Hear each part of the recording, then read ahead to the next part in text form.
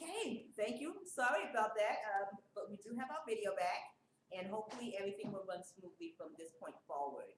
So we do apologize for that. I'd like to right now introduce you to Professor Sandhu, Sharon Sandhu. You want to step on up here? Have a seat. Hi there.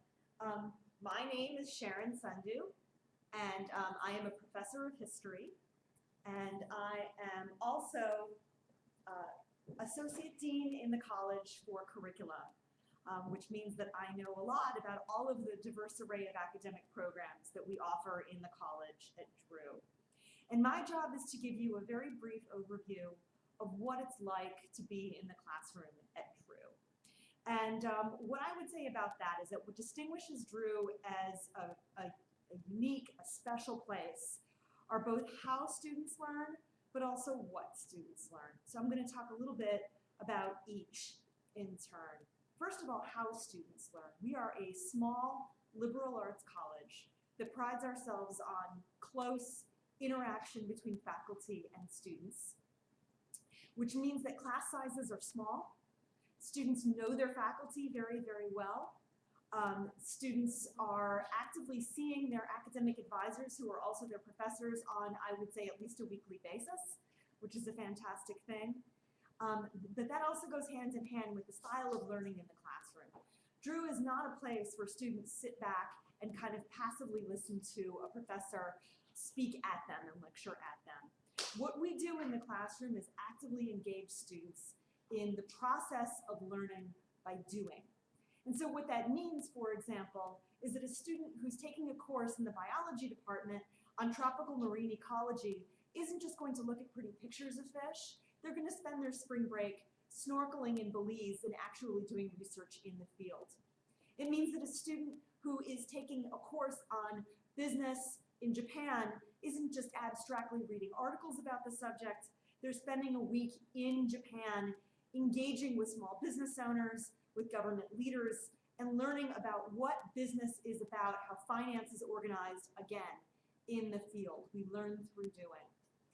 In my own field in history, every single student who's a major in history, by the time they graduate, has conducted their own original research project, working with faculty with original historical resources on a topic of their choosing. So again, it's not just about passively learning, it's about creating, it's about doing.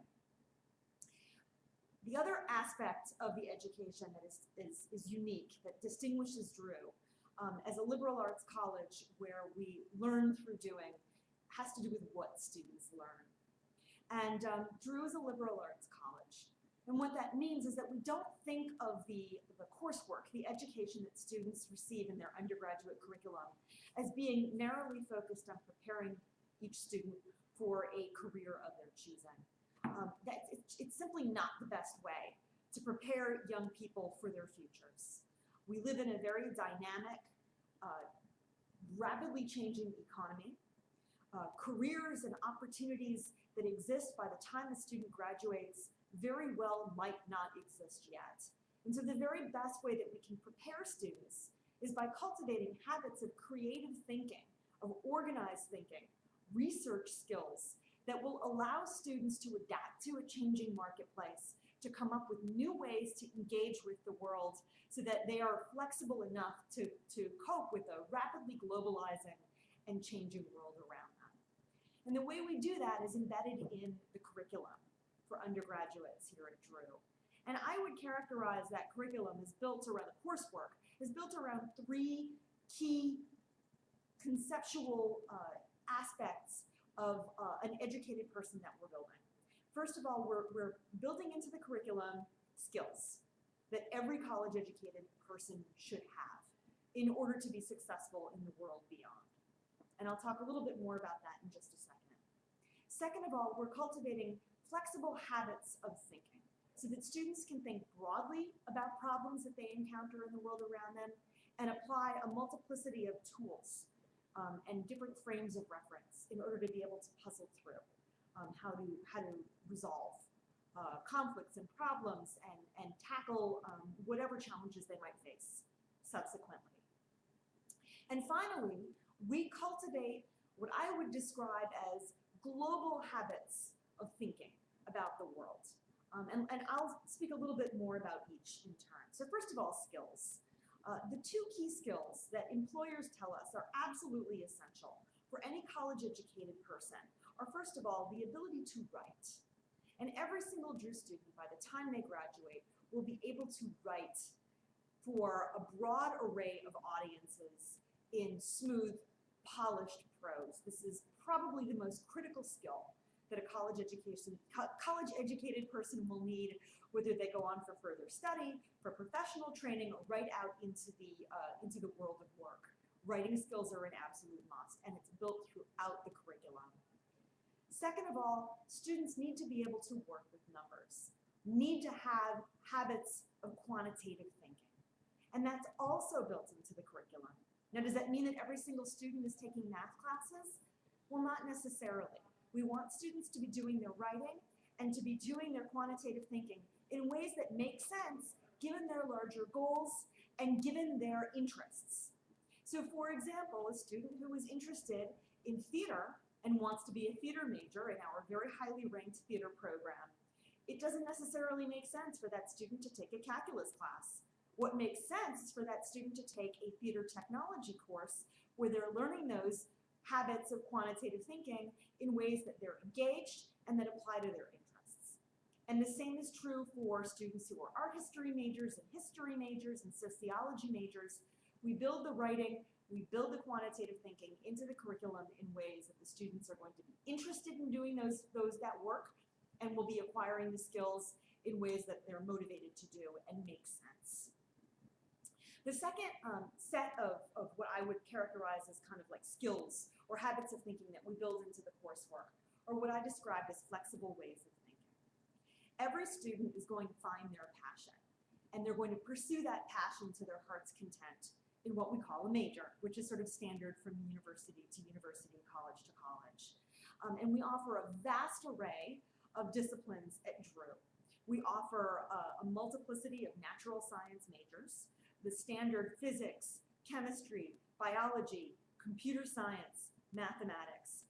We also have a number of interdisciplinary science majors as well, including biological anthropology, neuroscience, biochemistry, environmental science.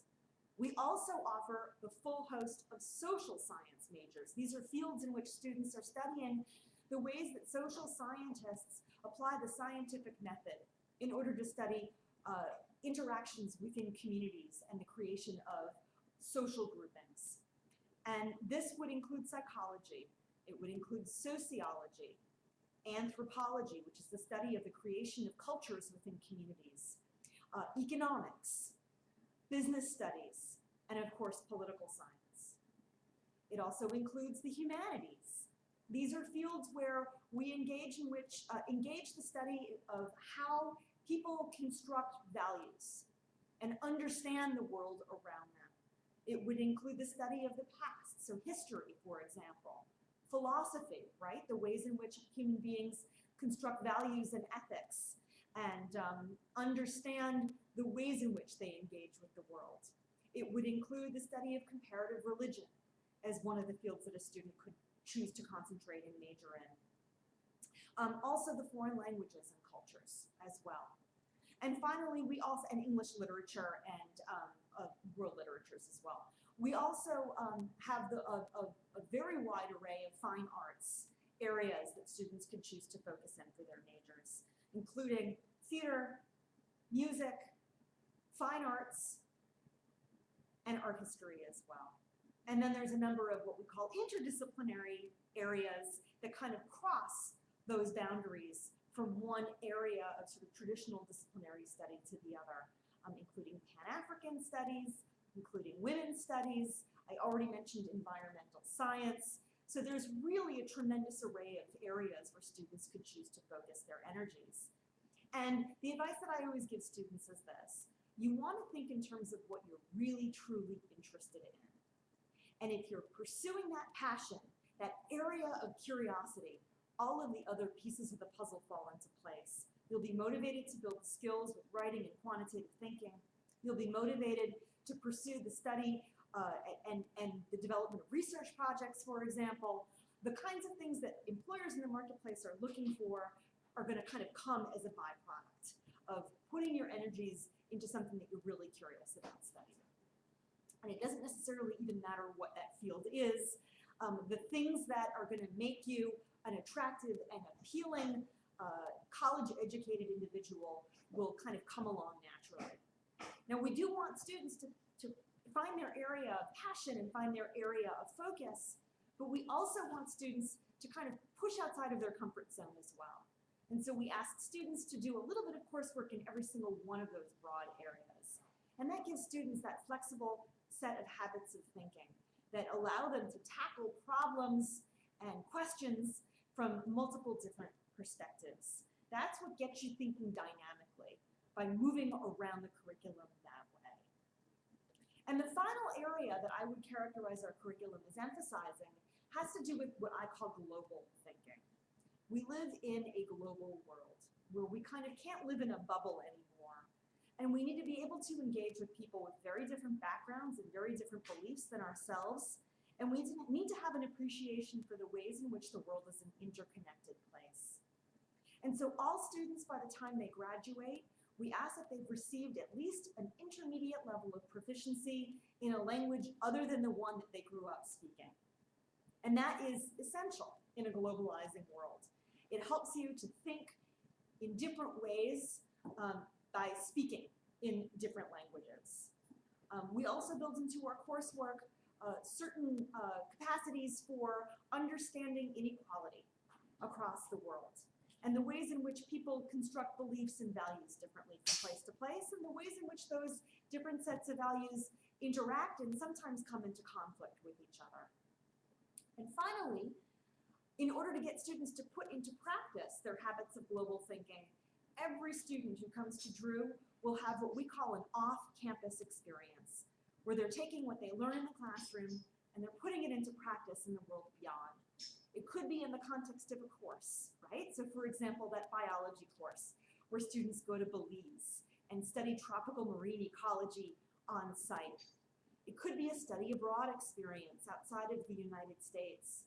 So for example, we offer our own interdisciplinary semester in London, which is a really special experience where students are blending study of government, of culture, of history, and of theater on site in London.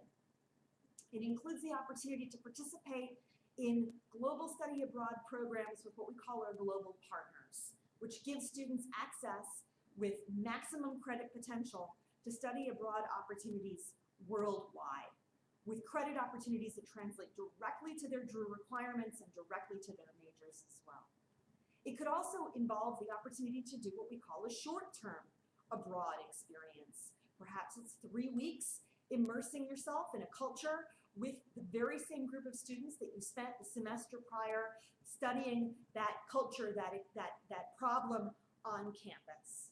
So for example, one of my colleagues, who is a professor of comparative religion, he every year takes a group of students to Egypt, where they study the Sudanese refugee crisis. And they actually do what we call civic engagement work, working with children in an orphanage who are themselves displaced as a consequence of that Sudanese refugee crisis, which is a really transforming experience for those students. It could also include the opportunity to spend a semester in one of our New York semester programs. And these are really unique offerings that we have at Drew. We have a semester program right across the river in New York City, working and studying on Wall Street. We have another semester program that's affiliated with the political science department, where students do the same thing in a classroom directly across the street from the United Nations, actively engaging with the non-governmental organizations and with the government agencies that make their work diplomacy with other nations.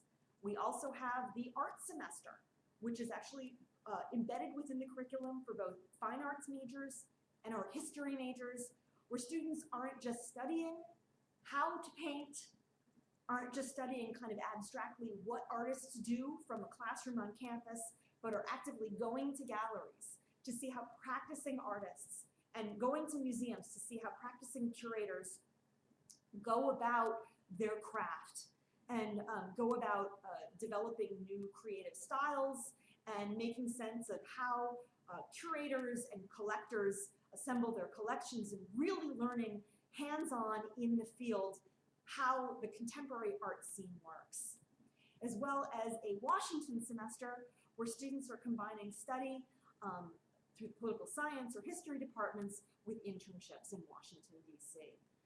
And those semester programs were always adding to that slate of offerings. Students also have the opportunity to develop their own internships with the assistance of our very able career services office and receive credit for those, which are an opportunity to pursue an area of potential interest, sort of in terms of a career, and try it on for size and receive credit for it before sort of jumping in after graduation. And also to develop their own research projects where they're working one-on-one with a faculty member, not necessarily even on campus, conducting research that is in an area of passion for them.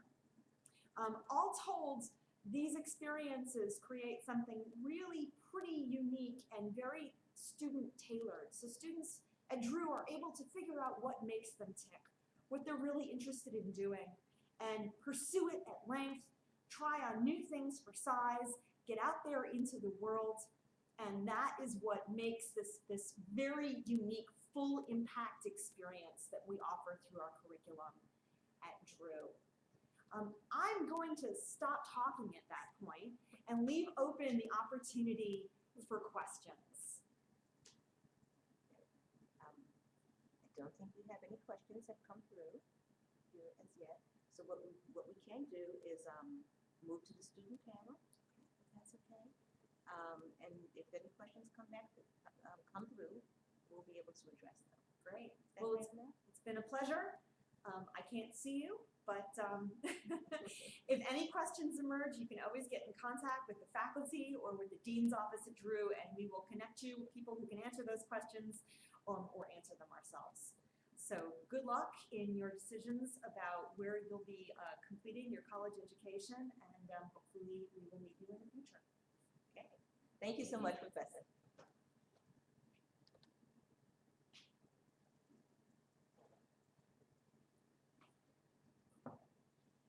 Hello, thank you. Welcome back. I'm hoping that you're finding most of the information that you're hearing from our presenters very helpful and informative for you. As you've heard time and time again, and as I've said, the Drew experience really is like no other. It's a very personable place to be, one in which you are going to find yourself truly immersed and engaged in what it is that you're most interested in. Okay.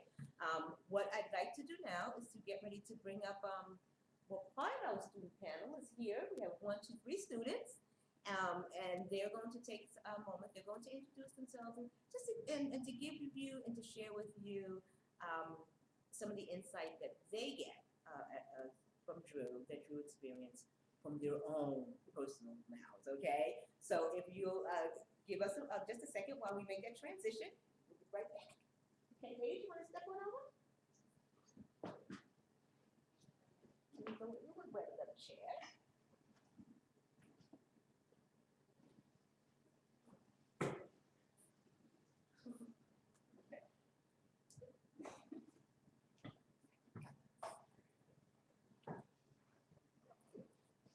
First, let me thank you for coming over and spending some time with us this afternoon, okay? If you'll just take a moment and introduce yourselves, give us a little information about you. I'm sorry, a little information about who you are, what your major is, and most importantly, why you chose Drew and why you're staying until you graduate, okay? All right, so we'll start with you. How about that? Okay.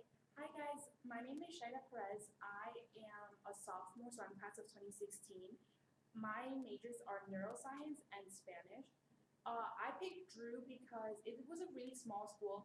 I met the neuroscience professor here, and he was really nice. He was really informative, and he was really passionate. I spoke to him for maybe half an hour, and I just got so much information from him. and it made me, like, it fired my interest in neuroscience. So that's why I picked Drew. Hi everyone, I'm Shanna. I'm a senior class of 2014, so hardly believe I'm here, but here I am.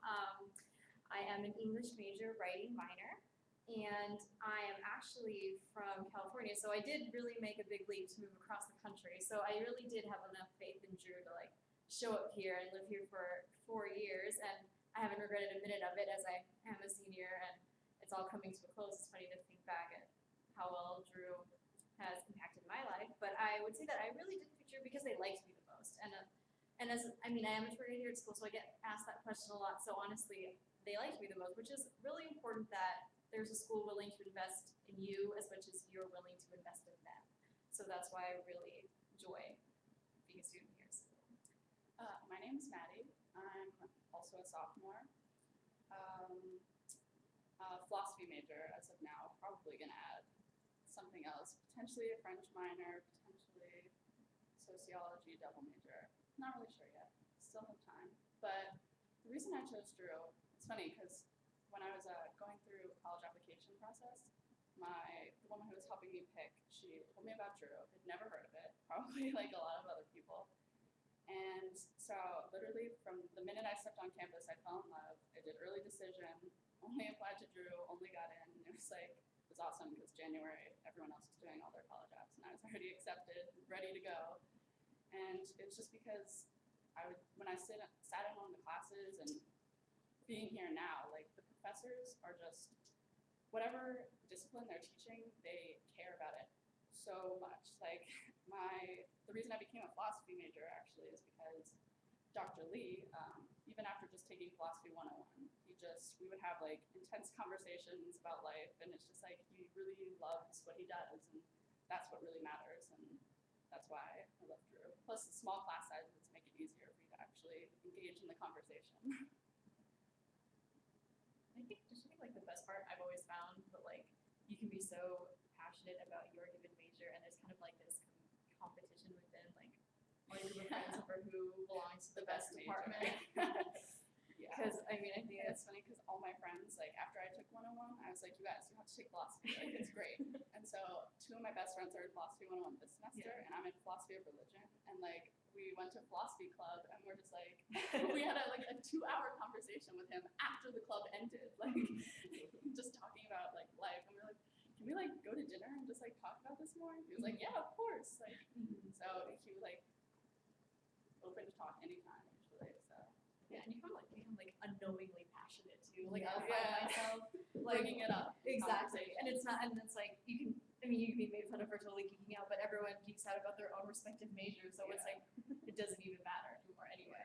It's just like, and also in addition, like, do you guys have any of those classes that have nothing to do with your major, or like you really enjoyed?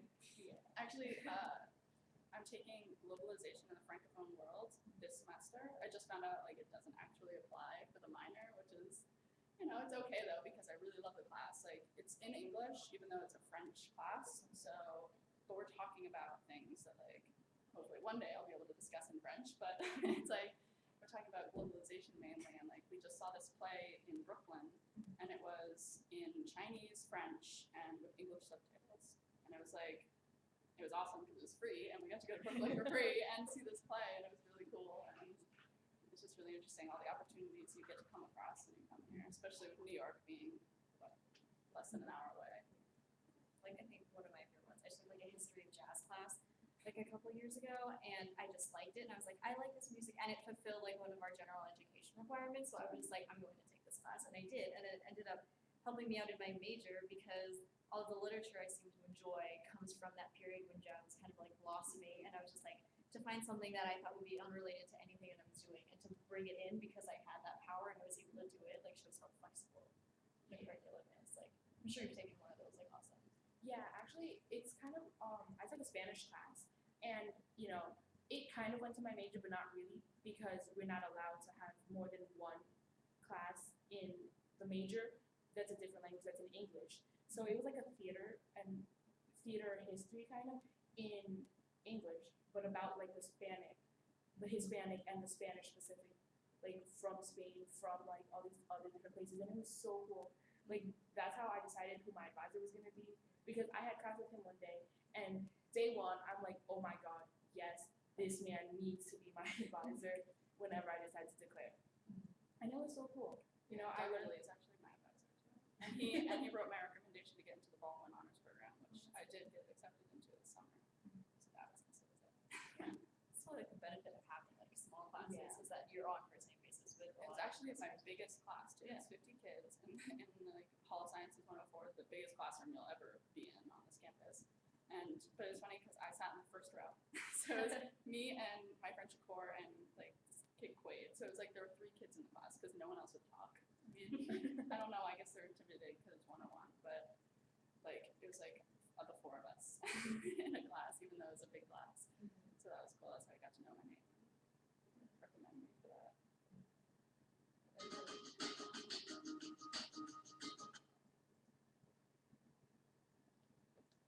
We have some questions. Oh, we got some questions. All right. Let me see. Is the off-campus experience a graduation requirement? Is it the entire semester, a certain amount of credit hours? How many hours in the field do you need? Okay. Oh, well, what? Okay, so basically an off-campus experience doesn't mean you need to leave for an entire semester. Professor Cinder was talking about that a little earlier. I studied for a semester in London, but that was just like, but I didn't have to do that. The school just wants you to get somewhere out of the world, and that could be as like short as a week, like a month in the summer, or like a full-on semester depending on what you want to do. Or if you're a crazy person that triple majors and you don't have the time to set aside 3 months of your life, you can like spend a week or a month or so wherever you want to go. So there isn't a required number of hours, and like you don't even have to go to another country to do that. We have like classes that go into the city, and that's part of like your class work in a course. So like the contemporary art semester, Wall Street semester, UN semester, you would leave campus, then come back to campus. So it doesn't even have to be something as intense as deciding to be in another country for a couple months. Plus internships. Yep, I mean, and internship those too. possibilities, which there are countless because, I mean, Madison, pharmaceuticals all around us, plus into the city, I mean, Wall Street. Any number of whatever you're interested in. We pretty much have an internship Yeah. for it. So I mean, I think it's the best graduation requirement. It's like go out in the world And and actually enjoy do yourselves. things, Yeah. Don't be in the classroom all the time. Exactly. Even though that's great. But Yeah. you also have to like actually experience the world. Yep. Oh, another one. How are transfer students integrated into on-campus housing? Oh, well, I think they have a separate application process. I can't like give like exact details, but because I don't know them personally, but I know that I have a couple of friends that are transfer students who would apply, and then they have a separate date for housing than like a traditional student coming in as a freshman would do. So I think it's just a matter of watching out for dates. But like they are involved in like the on-campus housing as everyone else can be, and they're eligible for any of the housing places that we offer. Yep. Don't know. Are these questions? It'll scroll. So when you ladies are not in class, what are some of the things that you can find yourself into when you're on campus, like after class, like during the weekends? Would you say that it becomes one of those colleges that some students refer to as a suitcase college, where the weekend everybody goes home and there's nothing to do? Would you say that about Drew? I wouldn't say that. I mean, Okay. since I'm from so far away, like I would be completely devastated if everyone left me for the weekend. So no, and it just, I think just what you would do, it's really up to you. You can stay on campus if you want, but we're less than an hour away from New York City, so it could even be on impulse to be like, hey, I feel like going to the city, let's go Friday night. You go and then you come back to campus, like. I don't think it's a suitcase school at all. In fact, most people that live close by like never go home. I mean, just because they live so close, they don't want to go home. They need this distance from, you know. I mean, I'm from Baltimore, Maryland, so I couldn't go home even if I wanted to. But my friend has an apartment in New York, so this past weekend we went to New York City for the weekend, and like Sunday it was like all of us sitting on his floor doing homework, and I swear I spent 6 hours on my philosophy assignment that's due, like I have class at 7 actually, but yeah, we were all just like sitting there doing homework together, but in New York, so I guess that was okay because we had a better view, but of the city, so it's like you can there's always like events too. Like today, there's like that barbecue before the soccer game. Yeah. That's a big deal. That's just like things. It's really just Clubs. yeah. Clubs do a lot of things, and you're just always like there's always a new flyer somewhere advertising something to do. So Plus, you could get a job. I mean, I work in the gym on campus, so I'm always doing them there a Yeah. lot. But I have 5 different jobs on campus. Oh. So one up to you. So, I don't really have that much free time, but, when I do have free time, I like to, we have this thing, like UPB, that they plan events out of things. Like, so in case you wanted to, I don't know, what do we have, like midnight breakfast during Oh, yeah. For finals finals, week? Yeah, that's free food. And every event you go to will have food. And that's not really bad, but I love to go for the food. So we have those kinds of events. We have like dances sometimes. We have our holiday ball like on sometime in December. And these are all kind of different events that Drew will hold like on the weekends or towards the weekend-ish days, so like Thursday or Friday. And I don't know, I feel like it just really kind of like makes everyone take a break and stuff from their studying, and they get to do stuff that isn't related. And you get to meet people that you wouldn't have met if you Yeah. were just in your own setting. Yeah. and it's like and it's small enough where you're going out and you see someone like, oh, I had you in that one class, and it's, oh Yeah. hi, and it's it's nice to like run into people Yeah. and like kind of know them and to get to know them on a social level rather than just in an academic setting. Yeah.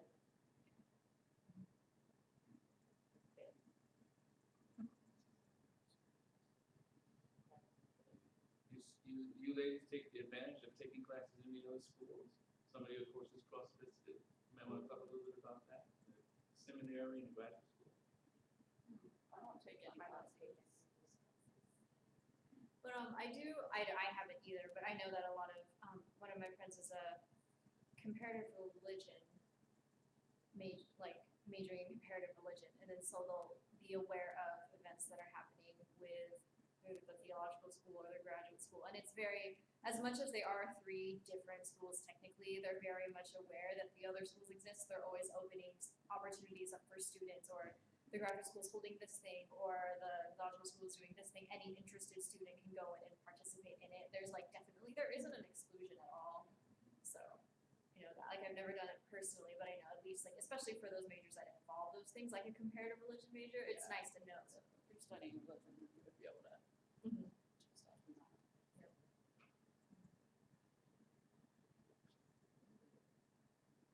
I don't talk about. That's so much. I know.